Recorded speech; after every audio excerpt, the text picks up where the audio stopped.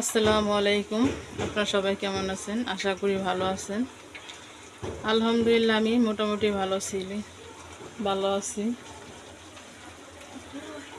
2 দিন খুব জ্বর ছিল, এখন একটু সুস্থ হয়েছি। কয়দিন ভিডিও দিতে পারিনি এই কারণে। দেখেন বেগুন আর কাঁকরোল কাটছি আমি ভাজার জন্য। আজকে গোশ রান্না করব না, মাছ রান্না করব না। আর এখানে পেঁয়াজ মরিচ কাইটা নিছি। এইখানে ভর্তা বানাবো। ভর্তার জন্য মিষ্টি কুমড়ার সিল্কা ভর্তা আমি খাবো, সিদ্ধ দিচ্ছি। কে কে খান কমেন্টে জানাবেন। লইটা মাছের শুটকি রান্না করব। এখানে ডাল বসাইছি।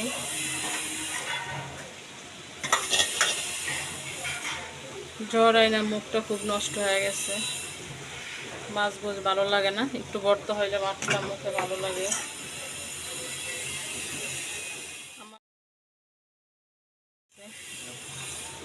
এখানে আবার আদা রসুন শেষ হয়ে গেছে, ডিপে রাখছিলাম। এগুলো ব্লেন্ড করতে হবে। দেখি এখনো ছোটে নেই, শুকলে ব্লেন্ড করব। ভাত কিন্তু হয়ে গেছে আমার, ভাত ঠিকা দিয়েছি। এখন হলুদ মরিচ দিয়ে আমি একটু মাইখা রাখি। লবণটা আমি আগেই দিছি, দেখেন পানি ছেড়ে দেয়, কিন্তু লবণটা আগে দিলে ভালো হয়।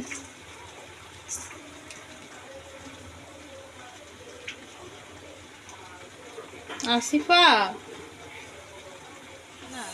আসিফা এখানে নিয়ে আসলাম ক্যামেরাটা ধরার জন্য।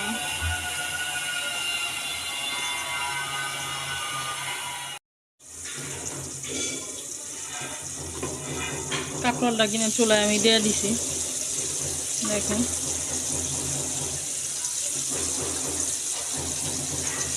এখনো মনে হয় নাই, ঢাকনা দিয়ে দিই।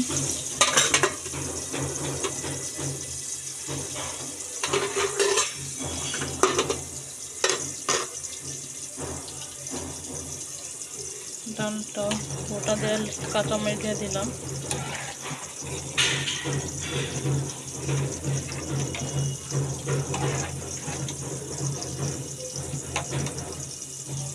গ্যাস কম তো এই কারণে সময় লাগতেছে বলো গাছটা।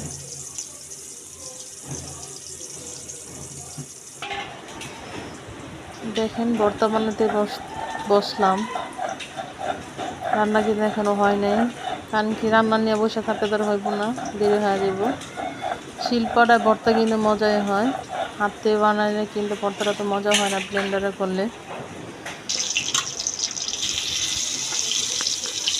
আমি বেগুনগুলো কিন্তু ছোটো ছোটো করে কাইটা নিছি, কারণ যে বেগুনের পোকা ছিল, পোকা ফালাইতে যে বেগুন মাঝখান থেকে কেটে ফেলছি আমি।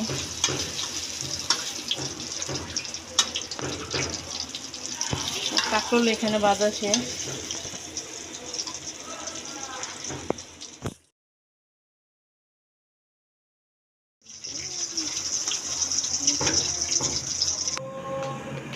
ডালটা কিন্তু বাগার দিয়ে দিচ্ছে আমি, দেখেন আসিফা আসা মাঝখান থেকে ডালটা লাড়তেছে।